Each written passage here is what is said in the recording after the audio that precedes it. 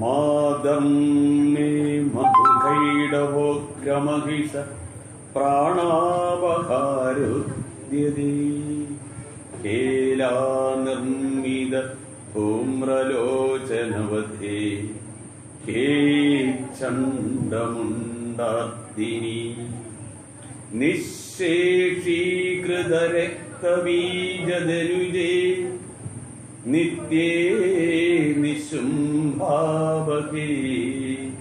ശുംഭധ്വംസിനി സംഹരാശുദുരിതം ദുർഗേ നമസ്തേംബികേ. ഓം ശ്രീ മഹാദേവി. ഇന്ന് നമ്മൾ പാരായണം ചെയ്ത പ്രസിദ്ധമായ ഒരു വിഷയമാണ് മഹിഷാസുര മർദിനി ചരിതം. ദേവി ഭാഗവതത്തിലെ വളരെ പ്രാധാന്യമുള്ള ഒരു വിഷയം കൂടിയാണ്. കഥ ആരംഭിക്കുന്നത് ഇങ്ങനെയാണ്. ഒരിക്കൽ ദേവന്മാരും അസുരന്മാരും തമ്മിൽ അത്യുഗ്രമായ യുദ്ധം നടന്നു. അന്ന് അസുരന്മാരുടെ നേതാവാണ് ഈ മഹിഷൻ. ഇവൻ കൂടുതൽ ശക്തി സംഭരിക്കുന്നതിനു വേണ്ടി ഹിമാലയത്തിൽ തപസ് ചെയ്യാൻ പോയി. ഇവിടെ പറയുന്നു 10,000 വർഷം തപസ് ചെയ്തു എന്നാണ്. നമ്മുടെ പുരാണങ്ങളിലൊക്കെ ഇങ്ങനെ ചില പരാമർശങ്ങൾ കാണും. 10,000 വർഷം തപസ് ചെയ്തു, 1,00,000 വർഷം രാജ്യം ഭരിച്ചു എന്നൊക്കെ. ഇത്രയും കാലം ഒരാൾ ജീവിച്ചിരിക്കുമോ? അതിനർത്ഥം ഇതാണ്. സംസ്കൃതത്തിൽ 1000-ന് പൂർണ്ണം എന്നൊരർത്ഥം കൂടിയാണ്. അപ്പം 10,000 വർഷം എന്ന് പറഞ്ഞ് 10 വർഷം തപസ് ചെയ്തു എന്ന് അർത്ഥം എടുത്താൽ മതി. 1,00,000 എന്ന് പറഞ്ഞ നിശ്ചിത സംഖ്യയോട് അടുത്തത്. കോടി എന്ന് പറഞ്ഞാൽ നിശ്ചിത സംഖ്യയേക്കാൾ അല്പം കൂടുതൽ എന്നൊക്കെയാണ് അർത്ഥം. ഏതായാലും ഇവൻ ദീർഘകാലം കഥയിൽ 10,000 വർഷം ഇവൻ തപസ് ചെയ്തു. തപസ്സിൽ സന്തുഷ്ടനായി തീർന്നു ബ്രഹ്മാവ്. ഏതൊരു അസുരനും തപസ് ചെയ്യുന്നത് ബ്രഹ്മാവിനെയാണ്. എന്തുകൊണ്ടാണ്? വേറെ ആരെയും ഈ അസുരന്മാർ തപസ് ചെയ്യാറില്ല. കാരണം ബ്രഹ്മാവ് രജോഗുണ സ്വഭാവക്കാരാണ്. ബ്രഹ്മാവ് രജോഗുണ മൂർത്തിയാണ്. അസുരന്മാരോ രജോഗുണ സ്വഭാവക്കാരാണ്. അപ്പോൾ രജോഗുണ സ്വഭാവക്കാർ സ്വാഭാവികമായി രജോഗുണ മൂർത്തിയെ മാത്രമേ ഉപാസിക്കൂ. അതുകൊണ്ടാണ് അസുരന്മാരെല്ലാം ബ്രഹ്മാവിന് തപസ് ചെയ്യുന്നത്. ഇവന്റെ തപസ്സിൽ സന്തുഷ്ടനായി തീർന്നു ബ്രഹ്മാവ്. അദ്ദേഹം തന്റെ വാഹനമായ അരയന്നത്തിന്റെ മുകളിലേറി ഇവന്റെ മുമ്പിൽ പ്രത്യക്ഷപ്പെട്ടു. ചോദിച്ചു, നിനക്ക് എന്താ വരം വേണ്ടത്? നീ ചോദിക്കുന്ന ഏതൊരു വരവും ഞാൻ തരാം. നിന്റെ തപസ്സിൽ ഞാൻ അത്യന്തം സന്തുഷ്ടനായി. ഏതൊരു അസുരനും ആവശ്യപ്പെടുന്ന വരം അമരത്വമാണ്. മരണം സംഭവിക്കരുത്. ഇവൻ ഇത് തന്നെ ആവശ്യപ്പെട്ടത്, മരണം സംഭവിക്കരുത്. ഞാൻ ഒരു ദിവസം ഇവിടെ പറഞ്ഞു, മനുഷ്യർ അങ്ങനെ ഭഗവാനോട് പ്രാർത്ഥിക്കാറുണ്ടോ ഞാൻ മരിക്കരുത് എന്ന്? ഏതെങ്കിലും ഒരു വ്യക്തി അമ്പലത്തിൽ ചെന്ന് ഭഗവാനോട് പ്രാർത്ഥിച്ചിട്ടുണ്ടോ ഞാൻ മരിക്കരുത്? അതിനു പകരം മറ്റൊരു വാക്കാണ് ഉപയോഗിക്കുന്നത്. എന്തായിരുന്നു? ദീർഘായുസ് തരണേ. എന്താണ്? ദീർഘായുസിന് കാലാവധി വല്ലതും ഉണ്ടോ? ഇല്ലല്ലോ. അർത്ഥാൽ മരണം സംഭവിക്കരുത്. ഏതായാലും അസുരന്മാർ ഉള്ളത് തുറന്നു പറയും, അമരത്വം വേണം. അപ്പോഴാണ് ബ്രഹ്മാവ് പറഞ്ഞു, നീ അത് മാത്രം എന്നോട് ചോദിക്കരുത്. ജനന മരണങ്ങൾ പ്രകൃതി നിയമമാണ്. ജനനം ഉണ്ടെങ്കിൽ മരണവും ഉറപ്പാണ്. അത് മാത്രമല്ല, ബ്രഹ്മാവിനും മരണമുണ്ട്. അപ്പൊ മരണമുള്ള ഒരാൾക്ക് മരണമില്ലാത്തവരെ കൊടുക്കാൻ പറ്റുമോ? അതും പറ്റില്ല. നീ വേറെ എന്തെങ്കിലും വരെ ആവശ്യപ്പെടാൻ പറഞ്ഞു. ഞാൻ ആലോചിച്ചു, എന്ത് വരാ ചോദിക്കട്ടെ? താൻ അതിശക്തനാണ്. ആലോചിച്ചു. സ്ത്രീകൾ അബലകളാണ് എന്ന് പറഞ്ഞാൽ അർത്ഥം എന്താ? അബലകൾ എന്ന് പറഞ്ഞാൽ ബലമില്ലാത്തവൾ എന്നല്ല പഠിച്ചു വെച്ചിരിക്കുന്നത്. അങ്ങനെ ഇരുന്നവളുടെ യഥാർത്ഥ അർത്ഥം. അപ്പോൾ അബലകളാണ്, ബലമില്ലാത്തവളാണ്. അതുകൊണ്ട് ഒരു സ്ത്രീക്ക് എന്നെ കൊല്ലാൻ കഴിയില്ലല്ലോ. അതുകൊണ്ട് ഇവൻ ആവശ്യപ്പെട്ട വരമില്ല, സ്ത്രീവധ്യത്വം. ഒരു സ്ത്രീ മാത്രമേ എന്നെ വധിക്കാവൂ. ബ്രഹ്മാവ് അങ്ങനെ ഒരു വരം കൊടുത്തിട്ട് അങ്ങ് മറഞ്ഞു. ഇവൻ അതിശക്തനായി തീരുകയാണ്. അത്രയും കഥ സൂതൻ പറഞ്ഞപ്പോൾ ഋഷിമാർ ചോദിച്ചു, ആരാണ് ഈ മഹിഷൻ? അപ്പോൾ ആ മഹിഷന്റെ ജന്മത്തെക്കുറിച്ച് പറയുകയാണ്. ഇവന്റെ അച്ഛനാര്, അമ്മയായിരുന്നു. കശ്യപ മഹർഷി ദേവന്മാരുടെയും അസുരന്മാരുടെയും പിതാവാണ്. കശ്യപ മഹർഷിയുടെ ഒരു പത്നിയാണ് ധനു. ധനുവിന് 2 മക്കൾ ജനിച്ചു. ഒരുത്തന്റെ പേര് രംഭൻ, മറ്റവന്റെ പേര് കരംഭൻ. ഇവര് അതിശക്തന്മാരാണ്. യുവാക്കളായി കഴിഞ്ഞപ്പോൾ ഇവർ തപസ് ചെയ്യാൻ പോയി. എന്തിനാണ് തപസ് ചെയ്യുന്നതെന്ന് ചോദിച്ചാൽ, വിവാഹം കഴിച്ചിട്ട് അവർക്ക് സന്തതികൾ ജനിച്ചില്ല, സന്തതികൾ വേണം. കരംഭൻ സമുദ്രത്തിൽ മുങ്ങിക്കിടന്ന് തപസ് ചെയ്തു. രംഭൻ നദിയുടെ തീരത്ത് ഒരു വടവൃക്ഷ ചുവട്ടിൽ അഗ്നിദേവനെയാണ് തപസ് ചെയ്തത്. ഒരുത്തൻ വെള്ളത്തിൽ മുങ്ങിക്കിടന്ന് തപസ് ചെയ്തു, ഒരുത്തൻ കരയ്ക്ക് അഗ്നിദേവനെയും തപസ് ചെയ്തു. ആര് തപസ് ചെയ്താലും ഇഷ്ടപ്പെടാത്ത ഒരാളുണ്ടെന്ന് പറഞ്ഞല്ലോ. ആരാണത്? ആര് തപസ് ചെയ്താലും ഇഷ്ടപ്പെടാത്തൊരു വ്യക്തി ദേവേന്ദ്രനാണെന്ന് പറഞ്ഞു, ഇല്ലേ? എന്തുകൊണ്ടാണ് ദേവേന്ദ്രൻ ഇഷ്ടപ്പെടാത്തത്? ഇവരൊക്കെ തപസ് ചെയ്ത് സിദ്ധി നേടി എന്റെ ഇന്ദ്രപദവി കൈക്കലാക്കും എന്ന ഭയം ഇന്ദ്രനുണ്ട്. അതുകൊണ്ട് ആര് തപസ് ചെയ്താലും അത് മുടക്കും. ഇന്ന് നമ്മൾ ചില കഥകളൊക്കെ പറഞ്ഞത്, ഇന്ദ്രൻ എന്ത് ചെയ്തു? ഒരു മുതലയുടെ രൂപത്തിൽ വന്ന് വെള്ളത്തിൽ തപസ് ചെയ്തുകൊണ്ടിരുന്ന കരംഭനെ പിടിച്ചങ്ങ് കൊന്നു. ആരെ കൊന്നത്? കരംഭനെ. ഇതറിഞ്ഞു രംഭൻ തന്റെ തപസ്സിന്റെ കാഠിന്യം ഒന്ന് വർദ്ധിപ്പിച്ചു. അഗ്നിദേവനെയാണല്ലോ തപസ് ചെയ്യുന്നത്. കാഠിന്യം വർദ്ധിപ്പിക്കുക എന്ന് പറഞ്ഞാൽ തന്റെ ശരീരത്തിൽ നിന്ന് മാംസം അറുത്ത് അഗ്നിയിട്ട് ഹോമിച്ച് തപസ് ചെയ്തു എന്നാണ്. എന്നിട്ടും അഗ്നിദേവൻ പ്രത്യക്ഷപ്പെട്ടില്ല. അവസാനം ഇവൻ തന്റെ കഴുത്ത് തന്നെ മുറിച്ചിടാൻ തീരുമാനിച്ചു. അപ്പോഴാണ് അഗ്നിദേവൻ പ്രത്യക്ഷപ്പെട്ടു. എന്നിട്ട് പറഞ്ഞു, നിന്റെ ആഗ്രഹം എന്താന്ന് ചോദിച്ചു. അപ്പോൾ പറഞ്ഞു, ഞാൻ ആഗ്രഹിക്കുന്നത് ഈ 3 ലോകത്തിലുള്ള സകലരെയും ജയിക്കുന്ന ഒരു പുത്രൻ എനിക്ക് വേണം. ഈ 3 ലോകത്തെ അവിടെയുള്ള ആളുകളെ ജയിക്കുന്ന, ഏത് ശത്രുക്കളെയും ജയിക്കുന്ന ഒരു സന്തതിയാണ് ഞാൻ ആഗ്രഹിക്കുന്നത്. അവനെ ദേവന്മാരോ മനുഷ്യരോ അസുരന്മാരോ കൊല്ലരുത്. അതുമാത്രമല്ല, അവൻ ഏത് രൂപം വേണമെങ്കിലും സ്വീകരിക്കാനുള്ള കഴിവും ഉണ്ടായിരിക്കണം. തഥാസ്തു, അങ്ങനെ അനുഗ്രഹിച്ചു. എന്നിട്ട് പറഞ്ഞു, നീ ഒരു കാര്യം ചെയ്യണം.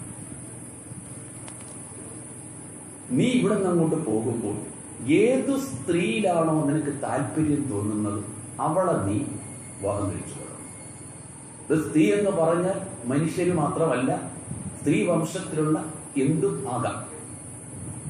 ഇവൻ അവിടെ നിന്ന് ഇറങ്ങി തന്റെ ആസ്ഥാനമാണ് യക്ഷപുരി. അവിടെ ചെന്നപ്പോൾ ഇവൻ ആദ്യം കണ്ടത് ഒരു എരുമയാണ്. ആരെയാ കണ്ടത്? എരുമയെ കണ്ടത്, മഹിഷത്തെ കണ്ടത്. ഈ കഥ നമുക്ക് വളരെ വികൃതമായിട്ട് തോന്നും. പക്ഷെ ഈ കഥയുടെ ഉള്ളിലേക്ക് കടക്കുമ്പോഴാണ് ഇതിന്റെ ഗൗരവം നമുക്ക് മനസ്സിലാക്കുന്നത്. ആദ്യം കഥ കേൾക്കുക. ആദ്യം കണ്ടത് ഒരു എരുമയാണ്. ഈ എരുമയെ ഇവൻ വിവാഹം കഴിച്ചു. എവിടെങ്കിലും നടക്കുന്ന കാര്യമാണ്. ഏതായാലും ഇവൻ എരുമയെ വിവാഹം കഴിച്ചു. ഇവിടെ നിന്നാൽ പോത്തുകളുടെ ശല്യം ഉണ്ടാകാൻ സാധ്യതയുണ്ട്. എരുമയെ ആക്രമിക്കാൻ വരും. ഇവൻ ഈ എരുമയെ വിളിച്ചുകൊണ്ട് അങ്ങ് പാതാളത്തിൽ പോയി. എവിടെ പോയി? പാതാളത്തിൽ പോയി പാർക്കാൻ. ഒരു ദിവസം അവിടെയും ചെന്നൊരു പോത്ത് ഇവനെ രംഭനെ ആക്രമിച്ചു. രംഭനെ കുത്തി അങ്ങ് കൊന്നു. ആരെ കിട്ടാൻ വേണ്ടി? ഈ എരുമയെ കിട്ടാൻ വേണ്ടി. ഈ എരുമ ഗർഭിണിയായിരുന്നു. ഇവൾ ഓടി ഈ രംഭന്റെ ആസ്ഥാനമായ യക്ഷപുരിയിലെത്തി യക്ഷന്മാരോട് അല്ലെങ്കിൽ മറ്റുള്ള അസുരന്മാരോട് കാര്യം പറഞ്ഞു. ഇവരെല്ലാവരും കൂടെ വന്ന് ഈ രംഭന്റെ മൃതശരീരം എടുത്തു ചിതയിൽ വെച്ച് ഇങ്ങനെ കത്തിക്കുക. ഈ എരുമ അവിടെ നിൽപ്പുണ്ടല്ലോ, ഗർഭിണിയാണ്. പണ്ടത്തെ വിശ്വാസമനുസരിച്ച് ഭർത്താവ് മരിച്ചാൽ ചിതയിൽ ചാടി സതി അനുഷ്ഠിക്കണം. ഈ എരുമ എന്തു ചെയ്തു? ആ അഗ്നിയിൽ ചാടി സതി അനുഷ്ഠിച്ചു. അപ്പോഴുണ്ട് ആ അഗ്നിയിൽ നിന്നും ഒരു ഭീകര രൂപിയായ പോത്ത് പ്രത്യക്ഷപ്പെട്ടു. മഹിഷം പ്രത്യക്ഷപ്പെട്ടു. ഭീകരനാണ്, ശരിക്കും ഒരു പോത്ത. ഇവളുടെ ഗർഭസ്ഥ ശിശുവാണ് ഒരു പോത്തിന്റെ രൂപത്തിൽ അഗ്നിയിൽ നിന്നും ആവിർഭവിച്ചത്. അപ്പോഴുണ്ട് ഈ രംഭൻ അവിടെ ചിതയിൽ എരിഞ്ഞുകൊണ്ടിരിക്കുക. ആ രംഭന്റെ ഒരു പുനർജന്മം ആ അഗ്നിയിൽ നിന്നും ഉണ്ടായി. അവന്റെ പേരാണ് രക്തബീജൻ എന്ന അസുരൻ. അപ്പോൾ ആ ചിതാഗ്നിയിൽ നിന്ന് ആരൊക്കെ ജനിച്ചു? ഈ മഹിഷാസുരൻ ജനിച്ചു. രൂപം പോത്തിൻ്റെതാണ്. അതിൽ നിന്നും ഈ രംഭൻ പുനർജനിച്ചു. രക്തബീജൻ എന്ന പേരിൽ ഉള്ള പ്രസിദ്ധനായ ഒരു അസുരനാണ്. അവന് നമുക്ക് നാളത്തെ കഥയിൽ കാണാം. ഇവന്റെ ഒരു പ്രത്യേകത എന്തെന്നാൽ ഇവൻ എപ്പോഴും യുദ്ധഭൂമിയിലാണ്. രക്തബീജൻ. ഇവനോട് ആരെങ്കിലും യുദ്ധം ചെയ്താൽ ഇവന്റെ ശരീരത്തിൽ നിന്നും ഒരു തുള്ളി രക്തം മണ്ണിൽ വീണാൽ മതി, അവനെപ്പോലെ ആയിരക്കണക്കിന് രക്തബീജന്മാർ ആ മണ്ണിൽ നിന്നുണ്ടാകും. ഇവൻ അവരായിരിക്കും യുദ്ധം ചെയ്യുന്നത്. അവരുടെ ശരീരത്തിൽ നിന്ന് രക്തം മണ്ണിൽ വീണാലും വീണ്ടും ആയിരക്കണക്കിന് രക്തബീജന്മാരുണ്ടാകും. അതുകൊണ്ട് ഇവനെ കൊല്ലാൻ ആർക്കും കഴിയില്ല. അതിശക്തനാണ് രക്തബീജൻ. നാളത്തെ ശുംഭ നിശുംഭന്മാരുടെ കഥ പറയുമ്പോഴാണ് ഇവന്റെ കഥ അതിനകത്ത് വരുന്നത്. ഏതായാലും ആ ചിതാഗ്നിയിൽ നിന്നും ആവിർഭവിച്ചു ആര്? ഈ മഹിഷാസുരനും രക്തബീജനും. ഇവൻ അതിശക്തനായിരുന്നു. ഇവനാണ് നേരത്തെ തപസ് ചെയ്ത് വരവൊക്കെ നേടിയവൻ. അസുരന്മാരുടെ നേതാവായി ഇവനെ അവരോധിച്ചു. ആരെയാ? ഈ മനുഷ്യനെ. ഇവൻ ഇങ്ങനെ ഒരു വരം വാങ്ങിക്കഴിഞ്ഞപ്പോൾ ലോകത്തുള്ളവരെല്ലാം ഭയക്കാൻ തുടങ്ങി. ഇവനെ കൊല്ലാൻ പറ്റത്തില്ല. ഇവൻ വരം വാങ്ങിയത് എന്താണ്? സ്ത്രീവധ്യത്വമാണ്. ഒരു സ്ത്രീ മാത്രമേ ഇവനെ കൊല്ലാൻ സാധിക്കൂ. ഇവൻ ഭൂമിയിലെ രാജാക്കന്മാരെയെല്ലാം പരാജയപ്പെടുത്തി ഭൂമി അവന്റെ സ്വന്തമാക്കി. നാട്ടു രാജാക്കന്മാരെല്ലാം ഇവന് കപ്പം കൊടുക്കണം. അപ്പം ഭൂമി മൊത്തം അവന്റെ അധീനതയിലായി. ഭൂമിയിലെ ബ്രാഹ്മണരൊക്കെ യജ്ഞം നടത്തുന്നത് ഇവന് വേണ്ടിയായിരിക്കണം. ഉത്തരവാക്കി. സാധാരണ ബ്രാഹ്മണർ യജ്ഞം നടത്തുന്നത് ദേവന്മാർക്ക് വേണ്ടിയാണ്. ഇപ്പോൾ ഇവൻ നടത്തുന്ന യജ്ഞങ്ങളൊക്കെ ആർക്ക് വേണ്ടി? ഈ മഹിഷാസുരന് വേണ്ടിയായി. ഇനി അവന്റെ ലക്ഷ്യം സ്വർഗലോകം കൂടി അധീനമാക്കണം. അതിനുവേണ്ടി ഇവൻ ഒരു ദൂതനെ അങ്ങോട്ട് അയക്കുകയാണ് ദേവലോകത്തേക്ക്. ചെന്ന് പറഞ്ഞു ദൂതൻ, മഹിഷന്റെ ആജ്ഞയാണ്, സ്വർഗലോകം എനിക്ക് വിട്ടുതരണം. മനുഷ്യൻ പറയുകയാണ്. ഇന്ദ്രൻ അത് നിസ്സാരവൽക്കരിച്ചു, പറഞ്ഞു വിട്ടു. ഇത് കേട്ട ഇവൻ എന്തു ചെയ്തു? അസുരന്മാരുമായി നേരെ ദേവലോകം ആക്രമിക്കാൻ പുറപ്പെടുകയാണ്. ഈ സമയത്ത് ദേവേന്ദ്രൻ മറ്റു ദേവന്മാരെയെല്ലാം വിളിച്ചുകൂട്ടി ഈ മഹിഷന്റെ ആജ്ഞ അറിയിച്ചു. ഇപ്പോഴുണ്ട് ദേവഗുരു അവിടെയുണ്ട്. ആരാ ദേവഗുരു? ബൃഹസ്പതി. ബൃഹസ്പതി ഇന്ദ്രാദി ദേവന്മാരെല്ലാം വിളിച്ചു വരുത്തിയിട്ട് അവർക്ക് ചില ഉപദേശം കൊടുക്കാൻ തുടങ്ങി.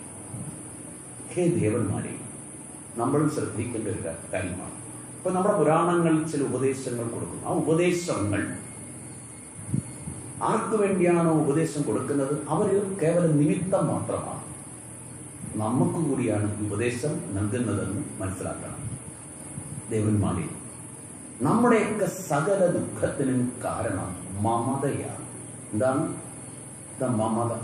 എന്റേതെന്നുള്ള ഭാവം. എൻ്റെ ഭാര്യ, എൻ്റെ ഭർത്താവ്, എൻ്റെ മക്കൾ, എൻ്റെ വീട്, എൻ്റെ ധനം എന്നുള്ള ചിന്തയോടുകൂടിയല്ലേ നമ്മൾ ജീവിക്കുന്നത്. ഈ എന്റേതെന്നുള്ള ഭാവം നമ്മുടെ ദുഃഖത്തിന് കാരണമാകും. സുഖത്തിനും അത് തന്നെയാണ് കാരണമാകുന്നത്, ഇല്ലേ? ആലോചിച്ച് നോക്ക്. എൻ്റെ കയ്യിൽ നിന്ന് ഒരു മൊബൈൽ ഫോൺ നഷ്ടമായാൽ എനിക്ക് എന്താ ഉള്ളത്? എനിക്ക് ദുഃഖമാണ്, അല്ലേ? നിങ്ങൾക്ക് ദുഃഖമുണ്ടോ? ഉണ്ടോ? എനിക്ക് 1 കോടി രൂപ ഭാഗ്യക്കുറി അടിച്ചാൽ എനിക്കെന്താ ഉള്ളത്? സുഖം. നിങ്ങൾക്ക് സുഖം. അപ്പോൾ എന്റേതെന്നുള്ള ഭാവം എനിക്ക് സുഖത്തെ തരുന്നു, ദുഃഖത്തെയും തരുന്നു. ഇവിടെ പറഞ്ഞത്, ഹേ ദേവന്മാരെ, മമത, എന്റേതെന്നുള്ള ഭാവം നമ്മുടെ ദുഃഖത്തിന് കാരണമാണ്. എത്ര ശക്തനായ വ്യക്തിയായാലും അവനും ഇത് ബാധകമാണ്. ഈ ദുഃഖം അവനും ഉണ്ടാകും. മമതയുള്ളവർക്കെല്ലാം ഈ ദുഃഖം ഉണ്ടാകും. അത് മറ്റൊരു തരത്തിൽ പറഞ്ഞാൽ ആസക്തിയാണ്. എന്റെ ആളുകളോടുള്ള ആസക്തി, ആ താല്പര്യം. അതുകൊണ്ടാണ് നമ്മുടെ ആചാര്യന്മാർ നമ്മോട് പറയാറുള്ളത്, ഇവിടെ അനാസക്തരായിട്ട് ജീവിക്കണം. ഒന്നിനോടും ഒരു ആസക്തി, ഒരു ഒട്ടിച്ചേരൽ ഉണ്ടാകാൻ പാടില്ല. നമുക്ക് ആ ആസക്തിയുണ്ടോ? ആസക്തിയേ ഉള്ളൂ. താമരയിലയിൽ വെള്ളം ഒഴിച്ചാൽ എങ്ങനെയിരിക്കും? അത് ഉരുണ്ട് കളിക്കും. ഒട്ടിച്ചേരും? ഇല്ല. അതേപോലെ അനാസക്തമായിരിക്കണം. ഒരു ഒട്ടിച്ചേരൽ ജീവിതത്തിൽ നമുക്കുണ്ടാകാൻ പാടില്ല. ഒരു ഭർത്താവ് ഉത്തമനായ ഭർത്താവായിട്ട് ഭാര്യയ്ക്ക് തോന്നത്തക്കവണ്ണം പെരുമാറണം. ഒന്നുകൂടി പറഞ്ഞാൽ, ഭാര്യയുടെ ഏതാവശ്യവും സാധ്യമാക്കി കൊടുക്കുന്ന ഒരു നല്ല ഭർത്താവായിട്ട് ജീവിക്കണം. അവരുടെ ദൃഷ്ടി നല്ല ഭർത്താവ് തന്നെ. പക്ഷേ ഉള്ളിന്റെ ഉള്ളിൽ ആ ഒട്ടിച്ചേരൽ ഉണ്ടാകാൻ പാടില്ല. ഉള്ളിൽ അനാസക്ത ഭാവം, പുറത്ത് ആസക്തി ഉള്ളതുപോലെ തോന്നുകയും വേണം. ഒരു നടനെ പോലെ ജീവിക്കണമെന്നാണ് പറയുന്നത്. നമ്മൾ ഓരോരുത്തരും ഒരു നാടകം, ആ വേദിയിൽ ഒരാള് രാവണനായിട്ട് അഭിനയിക്കുന്നു. കാണികൾക്ക് ആരായിട്ട് തോന്നണം? രാവണനായിട്ട് തോന്നത്തക്കവണ്ണം അഭിനയിക്കണം. ആരാകരുത്? രാവണൻ ആകരുത്. അതേപോലെ ഭർത്താവായിട്ട് അല്ലെങ്കിൽ ഭാര്യയായിട്ട് ഒക്കെ അഭിനയിക്കണം. പക്ഷേ ഉള്ളിന്റെ ഉള്ളിൽ അതായി തീരരുത്. മനസ്സിലായോ? അപ്പോൾ ഇതൊരു ജീവിത വിജയത്തിന്റെ ഒരു ടെക്നിക്കാണ്. ശ്രീകൃഷ്ണ ഭഗവാൻ അങ്ങനെയായിരുന്നു. ഭാര്യയോടും മക്കളോടും എല്ലാം ആസക്തി ഉള്ളവനെ പോലെ പെരുമാറി. അവർക്കൊക്കെ എന്തൊക്കെ വേണോ അതെല്ലാം സാധ്യമാക്കി കൊടുത്തു. ഉള്ളിന്റെ ഉള്ളിൽ അനാസക്ത ഭാവമായി. മഹാത്മാഗാന്ധി ഭഗവത്ഗീതയ്ക്ക് ഒരു വ്യാഖ്യാനം എഴുതിയിട്ടുണ്ട്. എന്താണ് ആ ഗ്രന്ഥത്തിന്റെ പേര്? അനാസക്തി യോഗം എന്നാണ്. എന്താണ് അനാസക്തി യോഗം? അപ്പോൾ ഈ ആസക്തിയാണ്, അഥവാ ഈ മമതയാണ് നമ്മുടെ സകല ദുഃഖത്തിനും കാരണമായി തീരുന്നത്. കുന്തി മാതാവ് ശ്രീകൃഷ്ണനോട് പ്രാർത്ഥിച്ചത് എന്താണ്? എന്റെ മക്കളോടും അതുപോലെ യാദവന്മാരോടുമുള്ള ആ ആസക്തി ഒന്നും ഇല്ലാതാക്കി തരണമെന്നല്ലേ പ്രാർത്ഥിച്ചത്. എന്റേതെന്നുള്ള ഭാവമാണ് ഈ ദുഃഖത്തിന് കാരണം. നമ്മുടെ മനസ്സിലെ ഈശ്വരനറിയാൻ തടസ്സമായി നിൽക്കുന്നതും ഈ എന്റേതെന്നുള്ള ഭാവമാണ്. അതുകൊണ്ട് ഇവിടെ പറയുകയാണ് ദേവഗുരു, മമതയാണ് നമ്മുടെ ദുഃഖത്തിന് കാരണം. സുഖം അനുഭവിക്കുമ്പോൾ നേടിവെച്ച പുണ്യം ക്ഷയിക്കും. ദുഃഖം അനുഭവിക്കുമ്പോൾ നേടിവെച്ച പാപവും ക്ഷയിക്കും. ഒന്നുകൂടി പറയാം, നമ്മളൊക്കെ അനുക്ഷണം അനുഭവിക്കുന്ന സുഖവും ദുഃഖവും മുൻ ജന്മം ചെയ്ത പുണ്യ പാപ കർമ്മങ്ങളുടെ ഫലമാണ്. അതായത് മുൻ ജന്മത്ത് സത്കർമ്മങ്ങൾ ചെയ്ത് പുണ്യം നേടിയിട്ടുണ്ടെങ്കിൽ അത് നാം സുഖയുഗത്തിൽ അനുഭവിക്കുന്നു. അഥവാ ദുഷ്കർമ്മങ്ങളാണ് ചെയ്തിട്ടുള്ളതെങ്കിൽ അത് ഇതിൽ നിന്നും പാപമാണ്, അത് ദുഃഖയുഗത്തിൽ നമ്മൾ അനുഭവിക്കും. അപ്പോൾ സുഖം അനുഭവിച്ചുകൊണ്ടിരിക്കുകയാണെങ്കിൽ നേടിവെച്ച പുണ്യം കുറഞ്ഞുകൊണ്ടിരിക്കുന്നു. ദുഃഖം അനുഭവിക്കുകയാണെങ്കിൽ നേടിവെച്ച പാപം കുറഞ്ഞുകൊണ്ടേയിരിക്കുന്നു. ദേവന്മാരെ, ഇതൊക്കെ അങ്ങോട്ട് പറഞ്ഞിട്ട് പറയുകയാണ്, എന്തോ ചെയ്യാനാണ്, നമ്മുടെ കഷ്ടകാലമാണ്, അവനോട് നേരിടുക വളരെ പ്രയാസമാണ് എന്നൊക്കെ അങ്ങോട്ട് പറഞ്ഞു. ഏതായാലും ത്രിമൂർത്തികൾ വരെ അവിടെ എത്തിച്ചേരുന്നു എന്നാണ്. ആരെ സഹായിക്കാൻ? ഇന്ദ്രാദിദേവന്മാരെ, ബ്രഹ്മാ വിഷ്ണു മഹേശ്വരന്മാർ വരെ വന്നു. ഇവരെല്ലാവരും കൂടി അവരുടെ വാഹനങ്ങളിലേറി ആയുധങ്ങളുമായി ഈ മനുഷ്യനെ നേരിടാൻ തുടങ്ങുകയാണ്. അത്യുഗ്രമായ യുദ്ധമാണ്. ആദ്യം ഈ മനുഷ്യന്റെ സേനകളെയൊക്കെ ഈ ദേവന്മാർ പരാജയപ്പെടുത്താൻ തുടങ്ങി. ഇത് കണ്ട മനുഷ്യൻ എന്ത് ചെയ്തു? ഏകനായി യുദ്ധഭൂമിയിലേക്ക് ഇറങ്ങുകയാണ്. ഇവൻ ഏത് രൂപവും സ്വീകരിക്കാമെന്ന് പറഞ്ഞു. കാമരൂപിയാണ്. അപ്പൊ പോത്തിന്റെ രൂപമല്ല, അവൻ ഏത് രൂപത്തിലും ആ യുദ്ധഭൂമിയിൽ വരാം. ചിലപ്പോൾ അവൻ ഒരു സിംഹത്തിന്റെ രൂപത്തിലായിരിക്കും, കടുവയുടെ രൂപത്തിലായിരിക്കും, പല രൂപങ്ങളിൽ അവൻ ഇങ്ങനെ യുദ്ധം ചെയ്യാൻ തുടങ്ങും. ചിലപ്പോൾ ശത്രുക്കൾ നോക്കുമ്പോൾ അസംഖ്യം മനുഷ്യന്മാരെ ആ യുദ്ധഭൂമിയിൽ കാണാൻ കഴിയും. എവിടെ നോക്കിയാലും മനുഷ്യന്മാർ മാത്രമാണ്. അങ്ങനെ തന്റെ മായാശക്തി അങ്ങോട്ട് പ്രയോഗിച്ചാണ് യുദ്ധം തുടങ്ങുന്നത്. ഇവൻ നേരിട്ടപ്പോൾ അസുരൻ ദേവന്മാരെല്ലാം പരാജിതരായി പോവുകയാണ്. അവസാനം ത്രിമൂർത്തികൾ തന്നെ രംഗത്ത് വന്നു ഇവനെ ഏറ്റുമുട്ടാൻ. വിഷ്ണു തന്റെ സുദർശന ചക്രവും എന്തി ഇവനെ നേരിടാൻ വന്നപ്പോൾ ഇവന്റെ അടി കൊണ്ട് വിഷ്ണു വരെ തളർന്നുപോയി. ശിവൻ തൃശൂലധാരിയായിട്ടെത്തി. ശിവനെയും ഇവൻ മർദ്ദിച്ചു. ശിവനും പരാജിതനായി പോയി. എന്തു ചെയ്യും? ഇവർക്കാർക്കും ഇവനെ കൊല്ലാൻ കഴിയില്ല. കാരണം ഇവൻ അഗ്നിയിൽ നിന്നും ജനിച്ചവനാണ്. അതുകൊണ്ട് ഇവനെ കൊല്ലാൻ കഴിഞ്ഞ എല്ലാവരും ഭയചകിതരായി പോയി. അപ്പോഴേക്കും ഇവൻ സ്വർഗലോകം കൂടി സ്വന്തമാക്കി. ഭൂമി, സ്വർഗം, പാതാളം, ഇത് മൂന്നും ഇവന്റെ അധീനതയിലായി. മൂന്ന് ലോകത്തിന്റെ അധിപനായി കഴിഞ്ഞപ്പോഴും ഇവരെന്ത് ചെയ്തു? അഷ്ടദിക്പാലകന്മാരുടെ ജോലി കൂടി ഇവൻ ഏറ്റെടുത്തു. അവർ ചെയ്തുകൊണ്ടിരുന്ന പണിയല്ല ഇവൻ ഏറ്റെടുത്തു. അല്ലെങ്കിൽ ഇവനാണ് അവരെ നിയന്ത്രിക്കുന്നത്. സൂര്യൻ എപ്പോൾ ഉദിക്കണമെന്ന് തീരുമാനിക്കുന്നത് ആരാണ്? ഇവനാണ്. അസ്തമിക്കണമെന്ന് തീരുമാനിക്കുന്നത് ഇവൻ തന്നെയാണ്. യമധർമ്മന്റെ ഉത്തരവാദിത്വം വരെ ഇവൻ ഏറ്റെടുത്തെന്നാണ്. അപ്പോൾ എല്ലാം ഇവന്റെ അധീനതയിലായി തീർന്നു. ദേവന്മാരെല്ലാം വിഷമിച്ചു. ഇവനെ എങ്ങനെ കൊല്ലുക? ഇവൻ നേടിയ വരം സ്ത്രീവദ്രത്വമാണ്. എല്ലാവരും ആലോചിച്ചു. നമ്മുടെ കൂട്ടത്തിലുള്ള ആരും, സ്ത്രീകൾ ആരും യുദ്ധത്തിന് പോയിട്ടില്ല. ലക്ഷ്മി യുദ്ധത്തിന് പോയിട്ടില്ല, സരസ്വതി പോയിട്ടില്ല, പാർവതിയും പോയിട്ടില്ല. പിന്നെ എങ്ങനെയാണ് ഇവനെ കൊല്ലുക? എല്ലാവരും വിഷണ്ണരായി ഇങ്ങനെ ഇരിക്കുമ്പോഴാണ് മഹാവിഷ്ണുവിന്റെ ശരീരത്തിൽ നിന്നും ഒരു തേജസ് ഉയർന്നു. തേജസ് ഉയർന്ന അന്തരീക്ഷത്തിൽ ചെന്ന് നിന്നു. ആ തേജസ് തക്ഷണം തന്നെ ശിവന്റെ ശരീരത്തിൽ നിന്ന് ഒരു തേജസ് ഉയർന്ന് അന്തരീക്ഷത്തിൽ നിന്ന തേജസ്സോട് ചേർന്ന് അതൊരു വലിയ തേജസ്സായി മാറി. അപ്പോൾ ബ്രഹ്മാവിന്റെ ശരീരത്തിൽ നിന്നും ഒരു തേജസ് ഉയർന്ന് അന്തരീക്ഷത്തിലെ തേജസ്സോട് ചേർന്നു.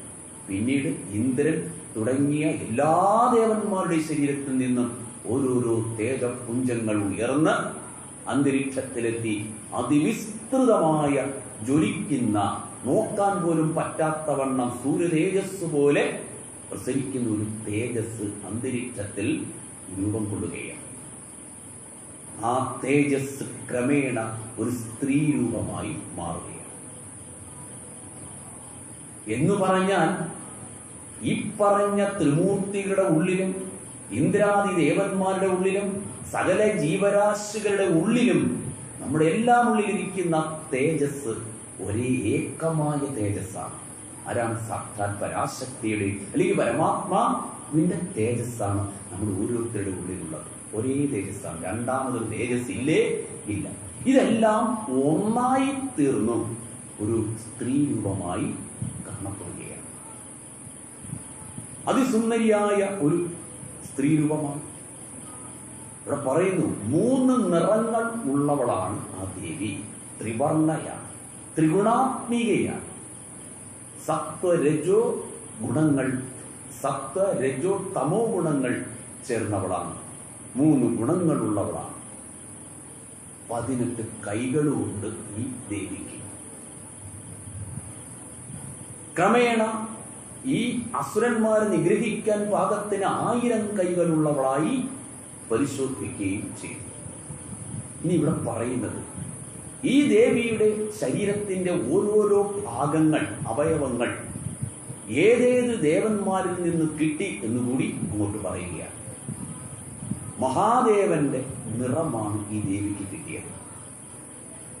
ഈ മഹാദേവനിൽ നിന്നുള്ള തേജസ്സിൽ നിന്നാണ് ഈ ദേവിക്ക് മുഖവും കിട്ടിയത്.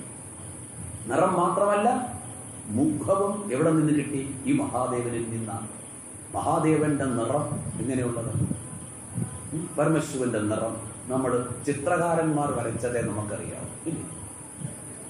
ശിവപുരാണത്തിൽ പറയും, നല്ല കത്തിച്ച് അഗ്നിയുണ്ട്, കനക്കട്ടയില്ലേ, അതേപോലുള്ള തേജസ്സാണ്, അതേപോലുള്ള നിറമാണ് മഹാദേവന്റെ. അപ്പോൾ അങ്ങനെ ഒരു നിറമാണ് ഈ ദേവിക്ക് കിട്ടിയത്. മുഖം അത്രമാത്രം സൗന്ദര്യമാണ്, അതും മഹാദേവനിൽ നിന്നാണ് കിട്ടിയത്. പിന്നെ പറഞ്ഞു ചുരുണ്ട മുടി, അത് യമധർമ്മനിൽ നിന്നും കിട്ടിയതാണ്.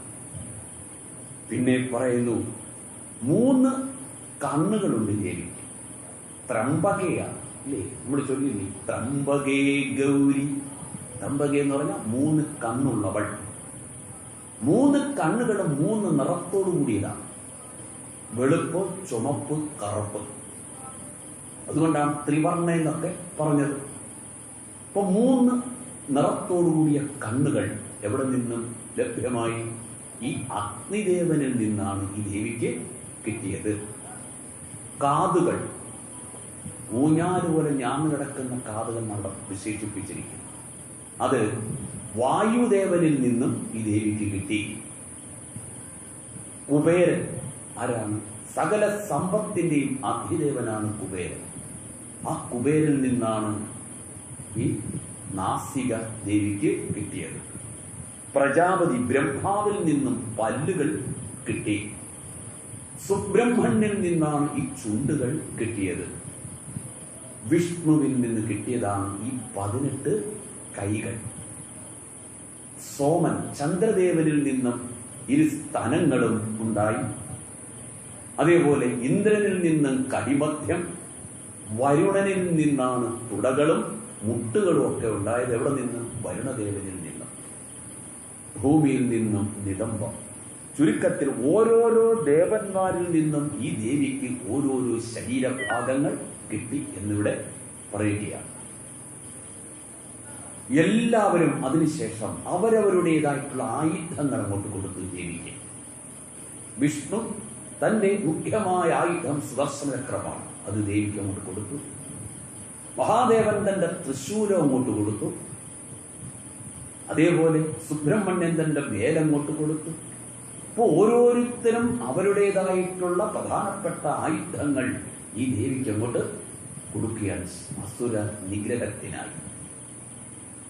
ഇരിക്കുമ്പോഴാണ് ഹിമവാൻ, നമ്മുടെ പാർവതിയുടെ അച്ഛനാണല്ലോ ഹിമവാൻ. ഹിമവാൻ അമൂല്യങ്ങളായ രത്നാഭരണങ്ങൾ നൽകി ആർക്ക്? ഈ ദേവിക്ക്. അതുമാത്രമല്ല, ദേവിക്ക് സഞ്ചരിക്കാൻ ഒരു വാഹനത്തെ അങ്ങോട്ട് കൊടുത്തു. എന്താ വാഹനം? സിംഹത്തെയാണ് വാഹനമായി അങ്ങോട്ട് കൊടുത്തത്.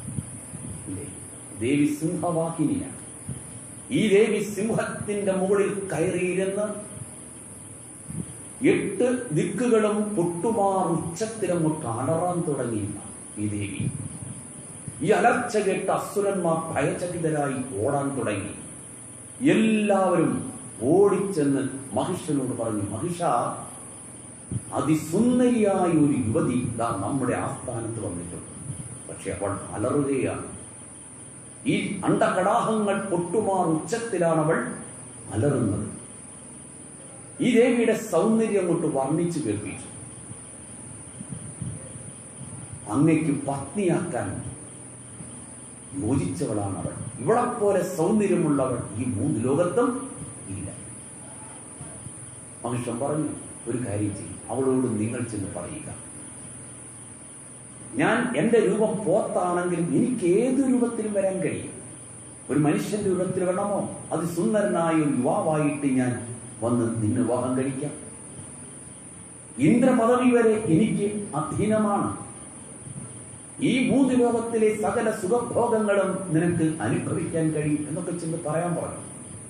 അങ്ങനെ ഇവരുടെ നേതാവ് ഒരുത്തിനെ അങ്ങോട്ട് പറഞ്ഞു വിട്ടു, പ്രധാനമന്ത്രി അങ്ങോട്ട് പറഞ്ഞു വിട്ടു. അവന്റെ പേരൊക്കെ ഇവിടെ പറയുന്നു. മഹിഷന്റെ ഗുണഗണങ്ങളെ അങ്ങോട്ട് പ്രകീർത്തിച്ചു ദേവിയോട്. എല്ലാം കേട്ടപ്പോൾ ദേവി അലറിക്കൊണ്ട് പറഞ്ഞു, ഞാൻ ആരുടെയും പത്നിയാകാൻ വന്നവളല്ല, ദേവമാതാവാണ്. ആര്? ദേവമാതാവാണ്. ഈ അസുരവംശത്തെ മൂടോടുകൂടി ഈ ഭൂലോകത്ത് നിന്നും ഇല്ലായ്മച്ചൻ ചെയ്യാൻ വന്ന മഹാലക്ഷ്മിയാണ് ഞാൻ. ഇപ്പൊ മഹിഷാസുര മർദിനി ആരാണ്? സാക്ഷാൽ മഹാലക്ഷ്മി ഭാവം തന്നെയാണ്. അതുകൊണ്ട് ജീവൻ വേണമെങ്കിൽ മനുഷ്യനോട് പറയുക, എത്രയും പെട്ടെന്ന് ഭൂമിയിൽ നിന്നും പാതാളത്തിൽ പോകുക. നിങ്ങൾക്ക് പാർക്കാൻ വിധിച്ചിട്ടുള്ളത് പാതാള ലോകമാണ്, അല്ലാതെ ഭൂമിയോ സ്വർഗമോ നിങ്ങൾക്ക് അവകാശപ്പെട്ടതല്ല, പൊയ്ക്കൊള്ളാൻ പറഞ്ഞു. ഇത് കേട്ട് ഈ കാര്യം മന്ത്രി വന്ന് മഹിഷനോട് പറഞ്ഞു. മഹിഷൻ വീണ്ടും ഒരു അസുരനെ അങ്ങോട്ട് പറഞ്ഞു വിടുകയാണ്, ഒരു നേതാവിനെ. അവന്റെ പേരൊക്കെ ഉണ്ട്, ദുർമുഖൻ എന്ന് പറഞ്ഞ ഒരുത്തിനെ അങ്ങോട്ട് സൈന്യങ്ങളോട് പറഞ്ഞു വിട്ടു. പോകുന്നതിന് മുമ്പ് പറഞ്ഞു, അവളോട് വളരെ സ്നേഹത്തോട് വേണം പെരുമാറേണ്ടത്, എന്റെ ഗുണഗണങ്ങളെ പ്രകീർത്തിച്ചു പറയണം. അവൾ തീരെ ഇങ്ങോട്ട് വരില്ല എന്ന് കണ്ടാൽ മാത്രം അവളോട് യുദ്ധം ചെയ്താൽ മതി. യുദ്ധം ചെയ്യുമ്പോൾ അവളുടെ ശരീരത്ത് ഒരു തുള്ളി രക്തം പോലും കുടിക്കാൻ പാടില്ല, കാരണം അവളെ എനിക്ക് പത്നിയാക്കേണ്ടതാണ്. ഇവനും അവിടെ ചെന്ന് ഈ മഹിഷൻ പറഞ്ഞത് ഓരോന്നും കൊണ്ട് പറഞ്ഞു. ദേവി വഴങ്ങുന്നില്ല, യുദ്ധമായി ചെന്നവനെയും കൊന്നു. അവനെ കൊന്നു കൂടെ വന്ന സൈന്യങ്ങളെയും ഈ ദേവി ഏകയായി കൊല്ലുകയാണ്. പ്രശസ്തരായ ശക്തന്മാരായ അസുരന്മാരെ എല്ലാം തന്നെ കൊല്ലുകയാണ് ഈ ദേവി. അവസാനം ഇവൻ തന്നെ പോവുകയാണ്. എങ്ങനെ പോകുന്നത്? കാമദേവനെപ്പോലും വെല്ലുന്ന സൗന്ദര്യമാർന്ന ഒരു മനുഷ്യ ശരീരം സ്വീകരിച്ചുകൊണ്ടാണ് ഇവൻ ആ ദേവിയെ സമീപിക്കുന്നത്. എന്നിട്ട് തന്റെ ഗുണഗണങ്ങളെ അങ്ങോട്ട് പ്രകീർത്തിച്ചങ്ങോട്ട് പറയുകയാണ്. ഒട്ടേറെ മോഹന വാഗ്ദാനങ്ങളും ദേവിക്ക് നൽകി. നീ എന്റെ പത്നിയായി കഴിഞ്ഞാൽ നിനക്ക് പട്ടമഹിഷി സ്ഥാനം തരാം. ഇതൊക്കെ അങ്ങോട്ട് പറഞ്ഞു കഴിഞ്ഞിട്ട് ഒരു കഥ കൂടി അങ്ങോട്ട് പറഞ്ഞു. ഞാൻ നിന്നോടൊട്ട് ഒരുപാട് ധാരാളം വാഗ്ദാനങ്ങൾ ചെയ്തു. നീ ഇതനുസരിച്ച് എന്റെ പത്നിയായി തീർന്നില്ലെങ്കിൽ നിനക്ക് ആ മന്ദോദരിക്ക് അല്ലെങ്കിൽ മണ്ഡോദരിക്ക് സംഭവിച്ചതുപോലെ സംഭവിക്കും. ഇത് കേട്ടപ്പോൾ ദേവി ചോദിച്ചു, ആരായി മണ്ഡോദരി? അത് പണ്ട് സിംഹളം എന്ന ദേശത്തൊരു ചന്ദ്രസേനൻ എന്ന രാജാവുണ്ടായിരുന്നു. അദ്ദേഹത്തിന്റെ മൂത്ത മകളാണ് മണ്ഡോദരി, മന്ദോദരി എന്നും പറയും. ഇവർക്ക് അയാൾ 10 വയസ്സായപ്പോൾ വിവാഹാലോചനകൾ വന്നു തുടങ്ങി. ശ്രേഷ്ഠന്മാരായ രാജകുമാരന്മാരാണ് വിവാഹം കഴിക്കാൻ വന്നത്. അപ്പൊ എപ്പോഴും ഇവിടെ പറയും, എനിക്ക് വിവാഹം വേണ്ട, ഞാൻ നൈഷ്ഠിക ബ്രഹ്മചാരിണിയായി കഴിയാനാണ് ആഗ്രഹിക്കുന്നത്. പല ആലോചനകളും വന്നു. അവസാനം രാജാവ് കുഴഞ്ഞു. മകൾ വിവാഹിതയാകാൻ തയ്യാറല്ല എന്ന് ഉറപ്പിച്ചു. അങ്ങനെ ഇരിക്കുമ്പോഴാണ് അനുജത്തിക്ക് വിവാഹാലോചന, ഒരു സ്വയംവരം നടത്തുകയാണ്. ഇച്ഛാസ്വയംവരം. ഒട്ടനവധി രാജകുമാരന്മാർ അവിടെ എത്തിയിട്ടുണ്ട്. ഞാൻ പറഞ്ഞല്ലോ എന്റെ വിധി എങ്ങനെയാണെന്ന്. ഒട്ടേറെ രാജകുമാരന്മാര് സ്വയംവര മണ്ഡപത്തിൽ ഇങ്ങനെ കസേരയിൽ ഇരുത്തും. രാജകുമാരി വർണ്ണമാല്യവുമായിട്ട് അവിടെ എത്തും. ഓരോ രാജാവിനെയും രാജകുമാരനെയും പരിചയപ്പെടുത്തും. ഈ രാജകുമാരൻ ഏത് രാജ്യത്ത് നിന്ന് വരുന്നു, അദ്ദേഹത്തിന്റെ ഗുണഗണങ്ങൾ എന്താണ്, ഇഷ്ടമാണെങ്കിൽ മാലയിട്ട് ഭർത്താവായിട്ട് സ്വീകരിക്കാം. ഇതാണ് വ്യവസ്ഥ. അങ്ങനെ ഒരു ഇച്ഛാസ്വയംവരമാണ് അവിടെ സംഘടിപ്പിച്ചത്. അപ്പോഴാണ് ഇതുവരെ കല്യാണം വേണ്ടാന്ന് വിചാരിച്ച മണ്ഡോദരിക്ക് കല്യാണം വേണമെന്ന് തോന്നി. അച്ഛനോട് പറഞ്ഞു, എനിക്കും വേണം കല്യാണം. അപ്പോൾ വേറെ ഭർത്താക്കന്മാരെ അന്വേഷിക്കേണ്ട ധാരാളം രാജകുമാരന്മാർ അവിടെ വന്നിട്ടുണ്ടല്ലോ, ആരെങ്കിലും ഒരാളെ നിനക്ക് ഇഷ്ടമുള്ളതുപോലെ വിവാഹം കഴിച്ചോളാൻ പറഞ്ഞു. അങ്ങനെ ഒരു രാജകുമാരൻ വിവാഹം കഴിച്ചു. അവന്റെ കൊട്ടാരത്തിൽ ചെന്നപ്പോൾ എന്താ സംഭവിച്ചതെന്ന് ചോദിച്ചാൽ അവന് വേറെ നിരവധി ഭാര്യമാർ അവിടെ ഉണ്ട് കേട്ടോ. അത് മറച്ചു വെച്ചിട്ട് അവൻ വീണ്ടും കല്യാണം കഴിക്കാൻ വന്നു. ഇവിടെ ആകെ വിഷമിച്ചു. ഇവക്കൊരു സ്ഥാനവും ആ കൊട്ടാരത്തിൽ കിട്ടിയില്ല. തിരിച്ച് തന്റെ ഗൃഹത്തിലേക്ക് വരാൻ പറ്റുമോ? അതും പറ്റിയില്ല. ആ ദുഃഖങ്ങളെല്ലാം സഹിച്ച് ജീവിതാന്ത്യം വരെ ആ നരകത്തിൽ കിടക്കേണ്ട ഗതികേട് ആർക്ക് വന്നു? ഈ മണ്ഡോദരിക്ക് വന്നു. നേരത്തെ നല്ല ആലോചനകളൊക്കെ വന്നത്, അതൊന്നും സ്വീകരിക്കാതെ അവസാനം ഈ കുഴിയിൽ ചെന്ന് ചാടി. അതേപോലെ നിനക്ക് സംഭവിക്കും. ഇപ്പം വേണമെങ്കിൽ എന്നെ കല്യാണം കഴിച്ചു കൊള്ളണം. ഇതൊന്നും കേട്ടിട്ട് ദേവി തയ്യാറായില്ല. ക്രുദ്ധയായിട്ട് ഈ മനുഷ്യനോട് സംസാരിക്കുകയും യുദ്ധം അങ്ങോട്ട് ആരംഭിക്കുകയും ചെയ്യാം. അത്യുഗ്രമായ യുദ്ധമാണ്.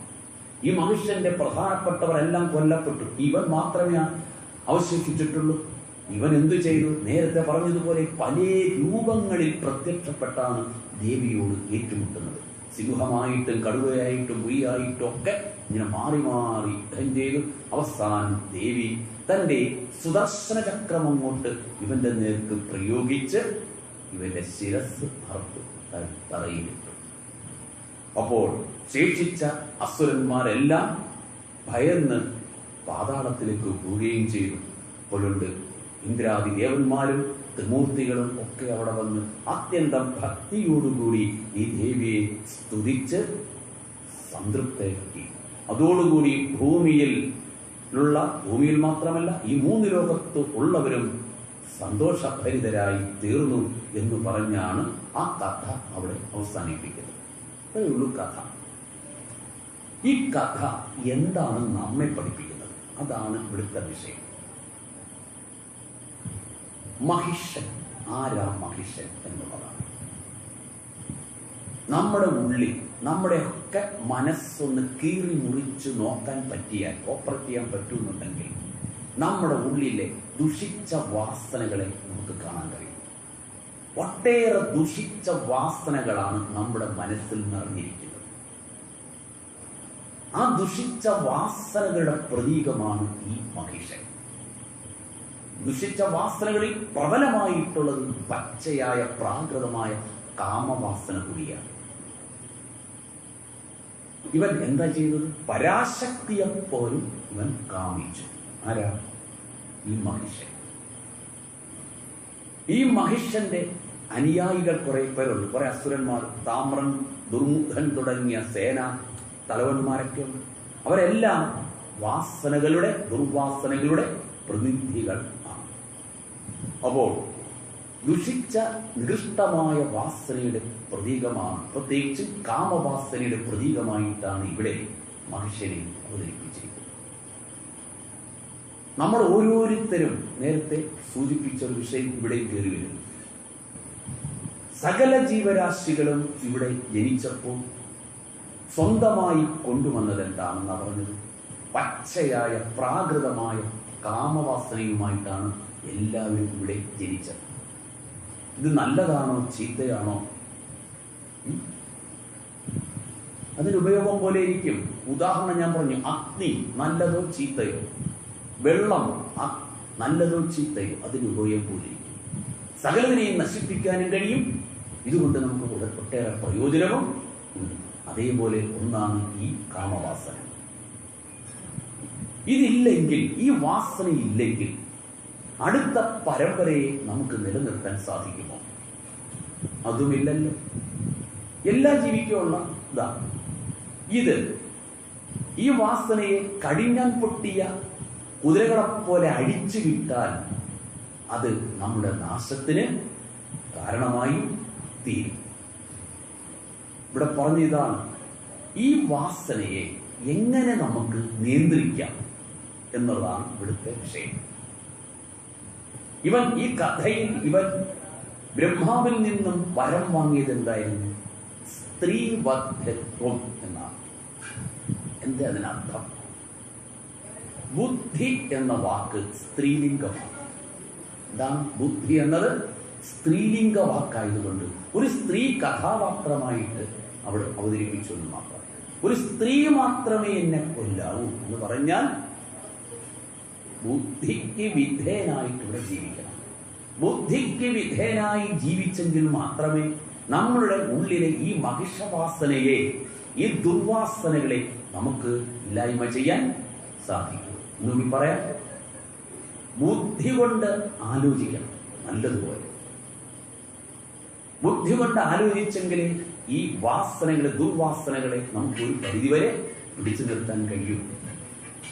ഉദാഹരണം പറയാം, ഒരു വക്കീൽ നിയമമൊക്കെ നല്ലതുപോലെ പഠിച്ച ആളാണ്. ഒരുത്തനെ കൊന്നാൽ തൂക്കുമരം കിട്ടുമെന്ന് ഉറപ്പാണ്. ഇതൊക്കെ നല്ലപോലെ അറിയാം. പക്ഷേ ഈ വ്യക്തി ഒരു സുപ്രഭാതത്തിൽ ഒരാളെ കുത്തിക്കൊണ്ടു. അവിടെ അയാളിൽ പ്രവർത്തിച്ചത് എന്താണ്? ബുദ്ധിക്ക് വിധേയനായിട്ടാണോ ജീവിച്ചത്? അല്ല, അയാളിൽ പ്രവർത്തിച്ചത് വാസനയാണ്. വാസനയ്ക്ക് വിധേയനായി ജീവിച്ചാൽ നമുക്ക് നാശം ഉറപ്പ്. പക്ഷേ ബുദ്ധിക്ക് വിധേയനായിട്ട് ജീവിച്ചാലോ ജീവിതത്തിൽ ഉത്കർഷവും നമുക്ക് നേടാൻ കഴിയും. പറഞ്ഞു മനസ്സിലായോ? എങ്ങനെ ജീവിക്കണം? ബുദ്ധിക്ക് വിധേയനായി ജീവിക്കണം. ശ്രീകൃഷ്ണൻ ഗീതയിൽ പറയും, അർജുന ബുദ്ധൗ ശരണമന്വിച്ഛ, നീ നിന്റെ ബുദ്ധിക്ക് വിധേയനായിട്ട് ജീവിക്കണം.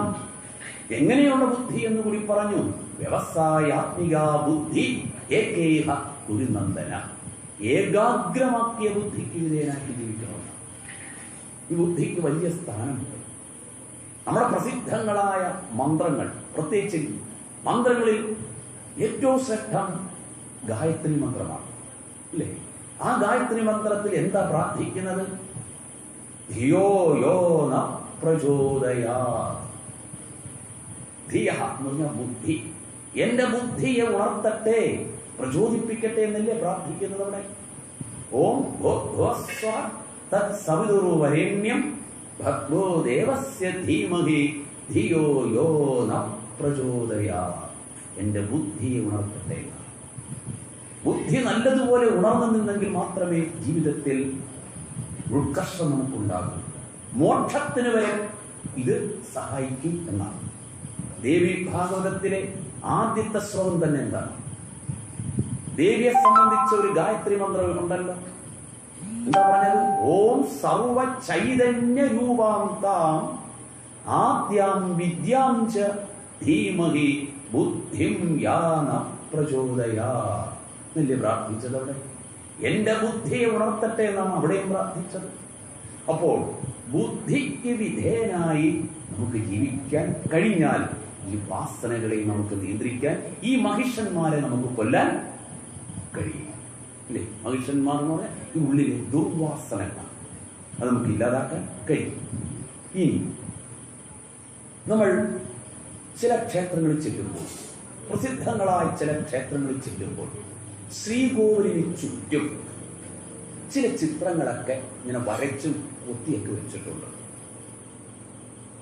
നേരിട്ട് കാണാൻ പാടില്ലാത്ത വിധം ക്ഷേത്ര ഭാരവാഹികൾ തുണിയിട്ടും മൂടിയും വെച്ചിട്ടുണ്ട്.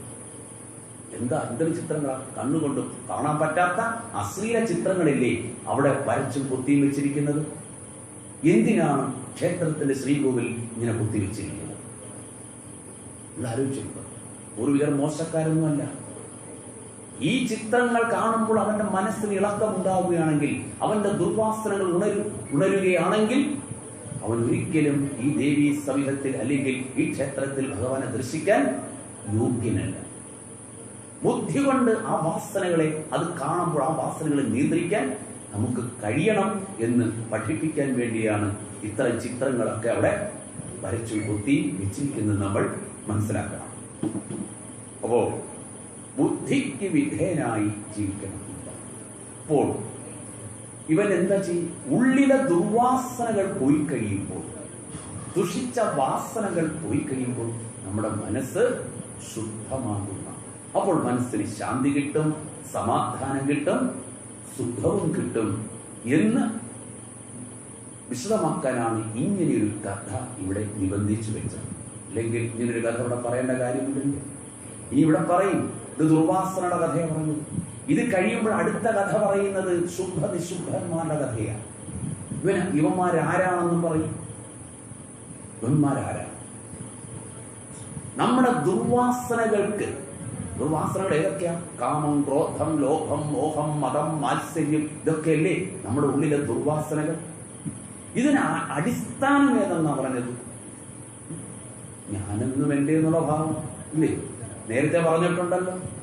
അതിന്റെ പ്രതീകമായിട്ടാണ് ഈ ശുദ്ധനെയും നിശുദ്ധനെയും അവിടെ അവതരിപ്പിച്ചിരിക്കുന്നത്. അപ്പോൾ നാളെ ആ കഥ നമുക്ക് അനുസ്മരിക്കാം.